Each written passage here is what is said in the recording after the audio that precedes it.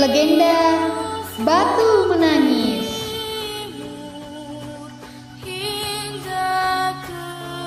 Alkisah di sebuah bukit yang jauh dari desa di daerah Kalimantan, hiduplah petani miskin dengan istri dan putrinya yang masih bayi yang bernama Darmi. Seperti hari biasa, sang petani pergi bekerja menggarap sawah demi sesuap nasi. Dinda, Kang Mas berangkat bertani dulu ya. Jaga putri kecil kita ya. Iya Kang Mas, hati-hati ya.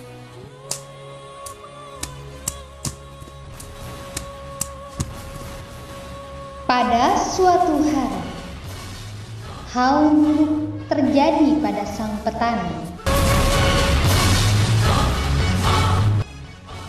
Sang petani terkena musibah, sebuah penyakit parah, dan istrinya pun memanggil seorang dokter.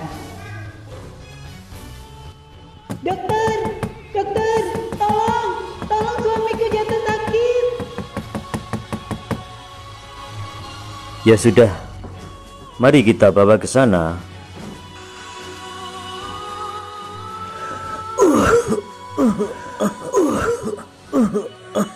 Dinda. Sabar Kang Mas, Dinda sudah memanggil dokter.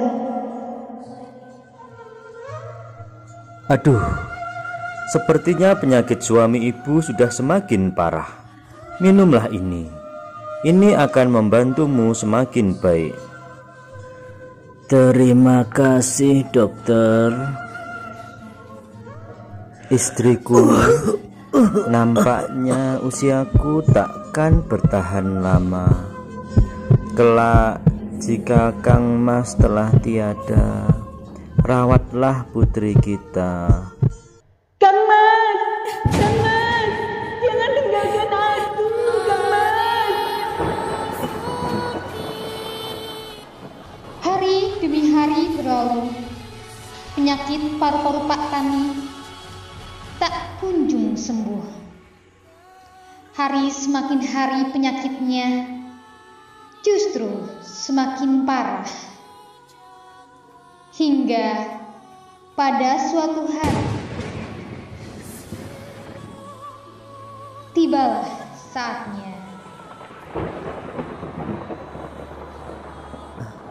Dinda, sepertinya aku sudah tidak kuat. Dinda. Kang Mas, jangan tinggalkan aku, Kang Mas.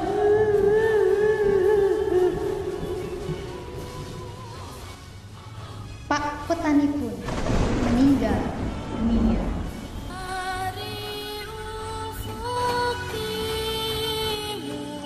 Tahun demi tahun pun berlalu. Darmi kini tumbuh menjadi sosok wanita yang cantik jelita. Namun, sayang perilakunya sangat buruk. Gadis itu sangat pemalas, tak pernah membantu ibunya melakukan pekerjaan-pekerjaan rumah. Kerjanya hanya bersolek. Setiap hari segala permintaannya harus diturutin. Setiap kali ia meminta sesuatu kepada ibunya harus dikabulkan, tanpa peduli keadaan ibunya yang miskin. Setiap hari ibunya harus membanting tulang untuk mencari sesuap nasi.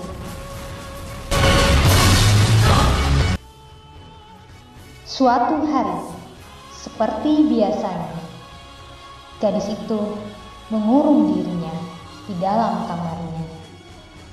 Ia tak ingin sinar matahari merusak kulitnya. Ia enggan debu-debu mengotori wajahnya. Ibu, ibu, ibu. Aduh ibu, bukannya Darmi udah bilang ya berkali-kali kalau Darmi udah bangun, ibu itu harus nata kamar sampai rapi. Terus nyediain lulur air hangat untuk Darmi. Dan buatin minuman sari buah untuk Darmi, titik. Itu semua mana ibu? Kamu itu sudah besar, Nak. Kamu bisa mengerjakan sendiri. Ih, ibu, kan tahu aku lagi sibuk.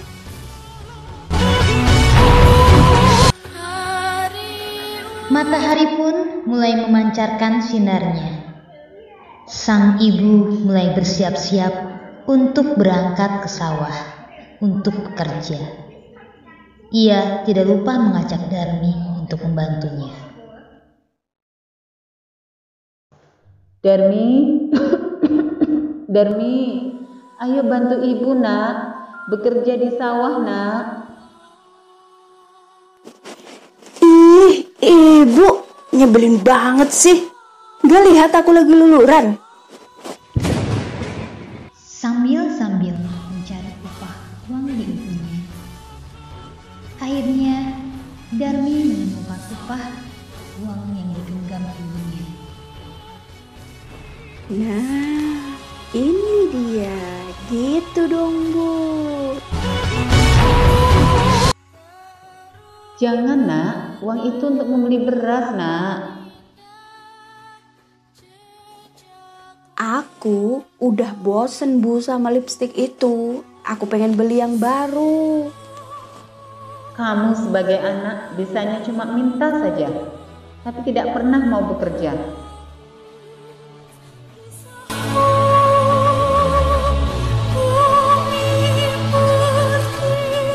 Keesokan harinya, ketika ibunya pulang dari bekerja, si Darmi meminta uang lagi untuk membeli alat kecantikannya yang lain.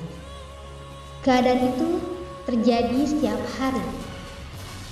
Suatu hari, sang ibu mencoba untuk membujuk anaknya agar mulai mengubah tabiat buruknya.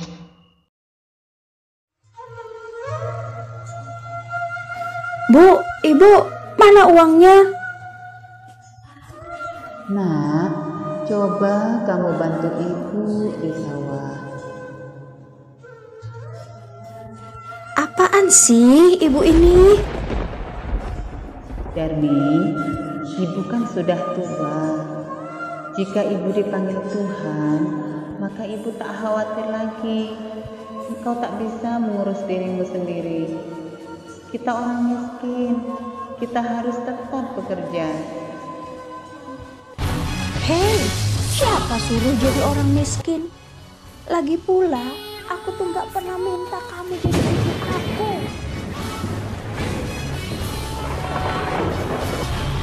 Ujung barat terukir dengan indah jejak langkahku. Hari berganti hari, akhirnya sang anak mau menuruti kehendak ibunya. Ia tidak keberatan untuk kemanapun bersama sang ibu. Tapi, anaknya ingin mengajukan syarat bahwa ibunya tidak memperbolehkan untuk mengakui bahwa ia adalah ibunya di depan umum. Sebagai seorang ibu, tentu hatinya teriris mendengarnya itu. Namun, sang ibu tak punya pilihan. Akhirnya, ia pun menyetujuinya. Hingga pada suatu hari, anaknya ia ajak untuk turun ke desa untuk berbelanja di pasar yang letaknya jauh dari tempat tinggal mereka. Anak gadis itu berjalan melenggang dengan memakai pakaian yang bagus dan bersolek agar orang di jalan yang melihatnya akan mengagumi kecantikannya.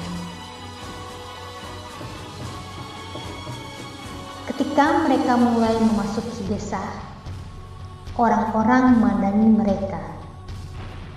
Mereka begitu terpesona melihat kecantikan anak gadis itu, terutama para pemuda desa yang pastinya tak puas-puas memandangi wajah gadis itu. Namun, ketika melihat orang yang berjalan di belakang gadis itu, sungguh kontras keadaannya. Hal itu membuat orang bertanya-tanya. Coba lihat wanita itu. Cantik sekali kan? Iya. Aku menahan mata untuk menatap keindahannya.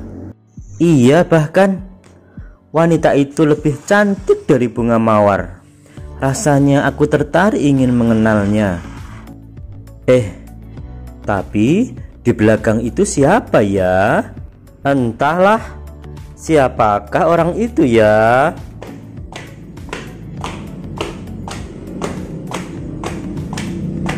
Hei, kamu mau kemana?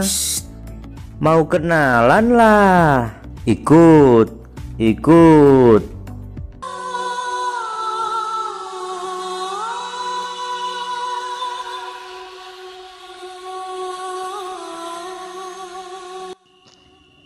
Di lain sisi, para perempuan pun turut membicarakan kehadiran mereka. Hingga ke ujung barat terukir. Marni, lihat. Kamu tahu tidak wanita tua yang di belakang gadis cantik itu? Iya, Kak. Aku melihatnya. Kasihan ya, Kak. Sungguh sangat kasihan ya. Siapakah dia? Sambil membawa keranjang belanjaan di belakang wanita cantik itu. Apakah mungkin dia itu? Jangan berpikir yang macam-macam. Itu tidak baik, Marni. Di antara orang-orang yang melihatnya itu, seorang pemuda mendekati dan bertanya kepada gadis itu. Hai cantik, siapa gerangan yang berjalan di belakang itu? Apakah itu ibumu, bukan? Hah? Oh, bukan. Dia itu budak aku.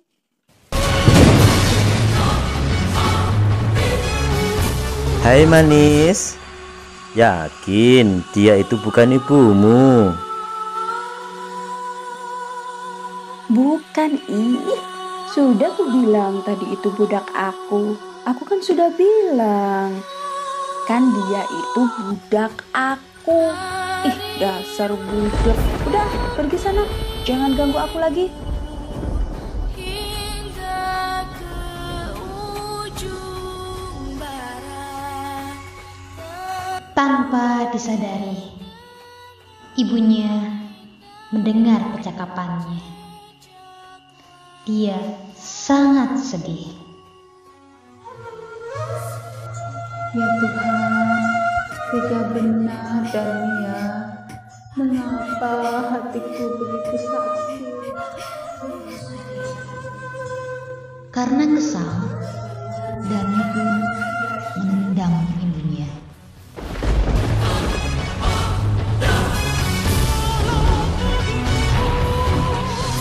Astaga, jangan begitu. Iya, kamu jangan begitu. Meskipun dia itu budakmu, tapi dia kan juga manusia. Alangkah terluka hati ibunya, sebab selain dia tidak dianggap, Darmi sungguh tega menendang ibunya. Hatinya menangis dan ia benar-benar tak berdaya menahan sakit hatinya. Ia pun berdoa dan berdoa kepada Tuhan dan memohon atas kekuasaan Tuhan Yang Maha Esa. Perlahan-lahan, tubuh gadis durhaka itu berubah menjadi batu. Perubahan itu dimulai dari kaki. Ketika perubahan telah mencapai setengah badan, anak gadis itu menangis, memohon ampun kepada ibunya.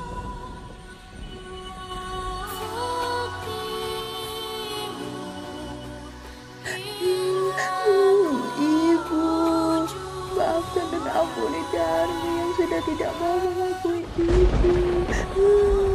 Ampuni atas kedurhakaan Darmi selama ini, Ibu.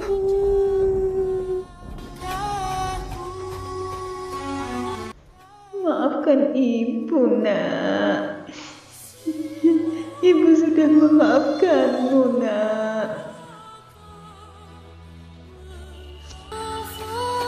Anak gadis itu menangis dan meratap, memohon kepada ibunya.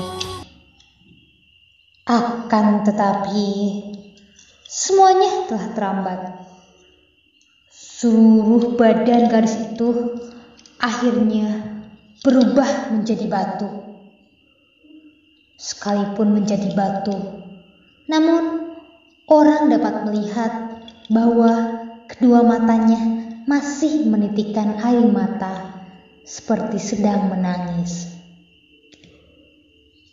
Oleh sebab itu, batu yang berasal dari gadis yang mendapat kutukan ibunya tersebut disebut batu menangis. Pesan moral dalam cerita ini adalah bahwa setiap ucapan orang tua akan menjadi doa. Dan jangan pernah sekali-kali menyakiti hati orang tua kita.